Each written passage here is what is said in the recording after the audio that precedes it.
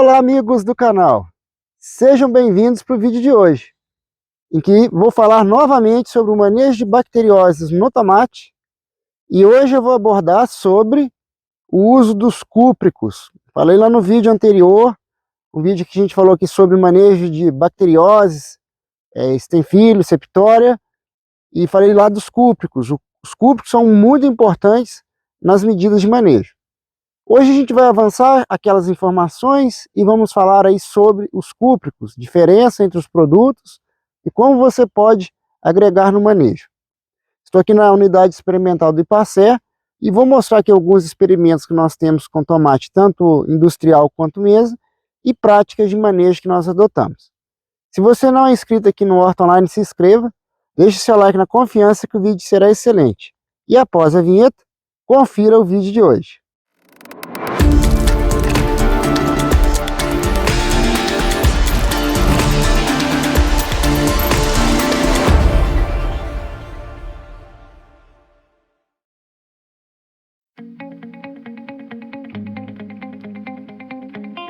Estou aqui na unidade experimental do IPACER, na unidade de Rio Paranaíba. Aqui nesse local que eu estou, é um experimento com adubação, né? A gente está aproveitando aqui para falar sobre bactérias, mas é um experimento com adubação. Virar a câmera aqui para vocês verem os detalhes. Então aqui é um experimento com tomate industrial. Nesse experimento, nós estamos avaliando aqui fontes e doses de boro, tá?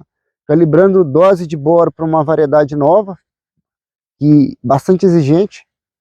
E também tem uma parte do experimento, lá mais ao fundo, que é resposta à adubação potássica. Tá? Então esse aqui é um material de alta capacidade de extração de potássio e a gente está checando dados da curva de absorção desse material e também experimentos de calibração a nível de campo. Tá?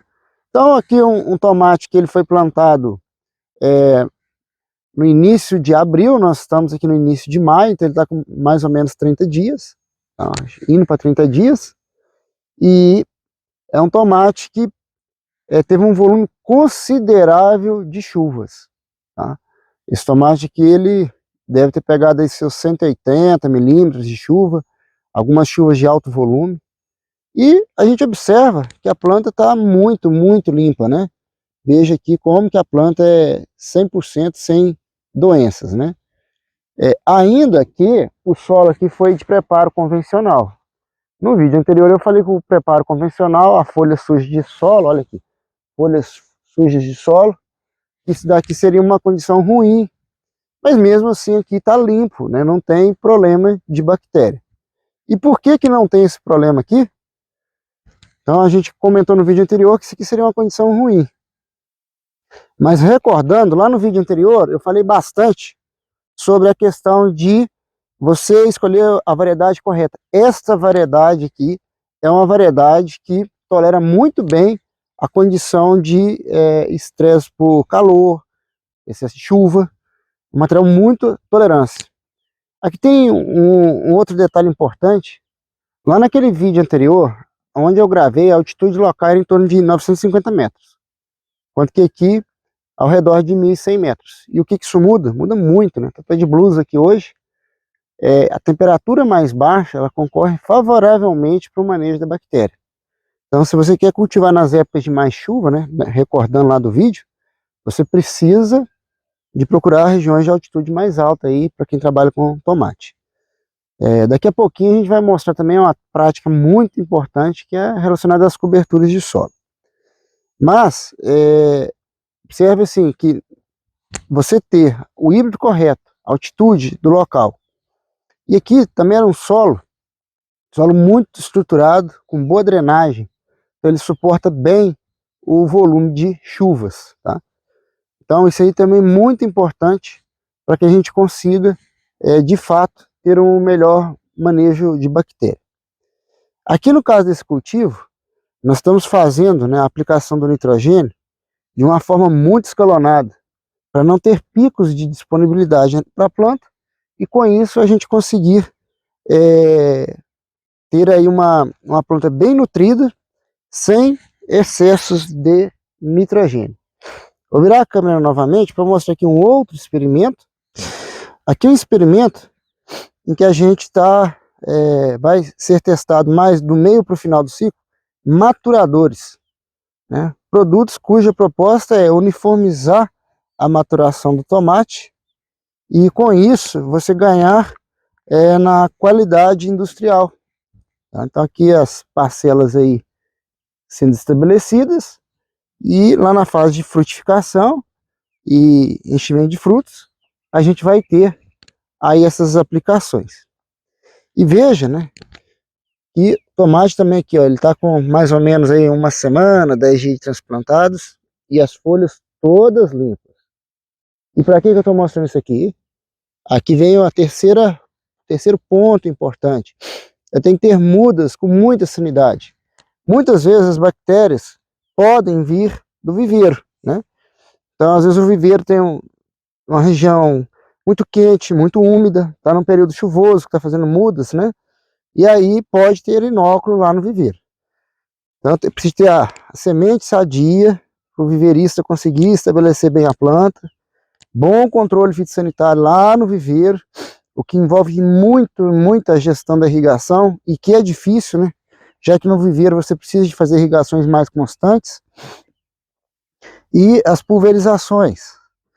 E nesse tocante, né, das pulverizações, a gente vai falar hoje também dos cúpricos. Eu quero aqui enaltecer a importância dessas medidas preventivas, variedade correta, escolha do local, questão do viveiro, da muda de qualidade. Agora eu vou seguir o vídeo mostrando práticas do manejo de bacterioses que estão implementadas no tomate mesa. Aqui estou no campo experimental também do Ipacer da unidade de Rio Paranaíba, e eu tenho tomates aqui de diversas idades aqui. Desde tomates como estão aqui no fundo recém-transplantados, tem uma semana, até esse daqui. Veja esse daqui, né? Já é um tomate que foi transplantado aí tem mais de um mês, né? Aproximadamente um mês. E esse tomate recebeu aquele mesmo volume de chuvas, ao redor de uns 180 milímetros aproximadamente. E a gente pode observar, né, as folhas do bacheiro da planta, né, muito sadias. Olha para vocês verem, então, o tanto que estão sadio as folhas da planta. Então, aqui é uma variedade do grupo italiano, bem sadia no momento. E vocês observam, eu já comentei lá no outro vídeo, ó, um ponto importante para quem trabalha com tomate mesa: cobertura de solo. Eu tenho aqui mulch plástico. Nós trabalhamos com 2 linhas de gotejo por fileira de cultivo. Nós vamos mostrar isso em vídeos futuros, explicar sobre o assunto. Mas veja a qualidade da planta. Você não tem solo. Então a inoculação, dispersão da doença ali vinda do solo, das bactérias, já fica muito baixa. Então você já controla muito bem a septória, estenfilho e as bactérias propriamente ditas, né, Xanthomonas e Pseudomonas. Fora que essa variedade tem uma tolerância boa. Ademais, esse material, aqui a gente está num experimento, aqui está testando, calibrando doses de um produto que tem a finalidade de maior desenvolvimento do sistema radicular. E essa variedade, a demanda nutricional dela, ela é conhecida, nós já fizemos curvas de absorção desse material e conhecemos bem. Isso aqui são pontos importantes, né? Escolha da variedade, a época que você planta, a altitude, no tomate mesa, a cobertura de solo, a gestão eficiente da adubação. Porém, o vídeo de hoje, até que enfim, vou falar dos cúpricos. Você tem 3 tipos de cúpricos que você pode usar aí nos cultivos para manejo de bactéria. Vou citar alguns nomes comerciais, sem prejuízo algum e sem consistir numa recomendação. Esse vídeo tem caráter didático e reforça o nosso valor imparcialidade, né, dos valores Ipacer. Estou aqui citando o nome comercial do produto apenas para finalidade didática, para ajudar as pessoas a relacionar o ativo com um produto comercial que é muito conhecido, tá bom? Então aqui não estou puxando sardinha para o lado de ninguém, só do produtor que tem que controlar as bactérias. Nós temos 3 cúpricos. Você pode ter o cobre vermelho, tá, que são os óxidos Os produtos comerciais muito comuns que a gente tem nesse segmento é o Red Shield, o cobre Atar. Nós podemos ter os hidróxidos, tá? São os cobres azuis aí, então a gente teria o Cosside, o Tutor, o Garra, o Supera. Esses cobres são hidróxidos. E nós podemos ter os oxicloretos, né, que são aqueles mais verdes, né?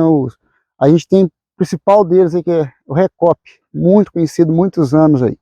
Então, você sempre vai lembrar, quando você olhar um cúbico, aí vai ter outras várias marcas comerciais, mas quando você olhar a marca comercial, você presta atenção se ele é oxicloreto, se ele é hidróxido ou se ele é óxido. E como que se comporta esses materiais aí para cada situação. Esses cobres variam com a quantidade de cobre ativo que ele vai liberar no manejo da bactéria. Se eu tenho mais cobre ativo, eu posso ter mais controle da bactéria. No entanto, se você tem muito cobre ativo e aplicações de doses altas e muito frequentes, você também pode gerar alguma intoxicação para a planta. Então veja assim, o cobre que talvez controla muita bactéria, eu tenho que tomar mais cuidado com a dose, com a frequência de aplicação. Aquele que, não vou dizer que controla menos, mas ele tem menos cobre ativo, eu posso trabalhar com doses maiores, tá? Mais distantes, mas doses maiores. Seria o caso dos oxicloretos. Então, qual cobre tem mais cobre ativo? Normalmente, tá? É o cobre vermelho. E esse daí tem mais cobre ativo no produto. Na sequência, vem os hidróxidos. E por último, os oxicloretos. Aí no fundo, tem cultura de café. E eu estou gravando aqui de propósito para explicar isso com os cobres. No café, eu tenho uma frequência de entrada muito mais baixa que no tomate. Então, por exemplo, lá no café, talvez é muito mais comum fazer oxicloreto ou hidróxido. Por quê? Eu trabalho com uma dose alta, numa única aplicação, e depois eu dou um espaçamento longo. Já no tomate, o que é muito comum? Fazer aplicações mais frequentes. Então, às vezes, a dose um pouco menor. Então, lá no café, se aplicaria muito bem o oxicloreto. Eu posso trabalhar com a dose bem carregada, ela vai persistir na planta, e por mais tempo, vai ter aderência. E talvez no tomate, esse cobre, oxicloreto, quando eu tenho um período mais seco, mais tranquilo para a bactéria, ele pode ser aplicado também em intervalos maiores. Já quando eu tenho assim, períodos muito úmidos, provavelmente o óxido e o hidróxido podem dar uma performance levemente superior, tá?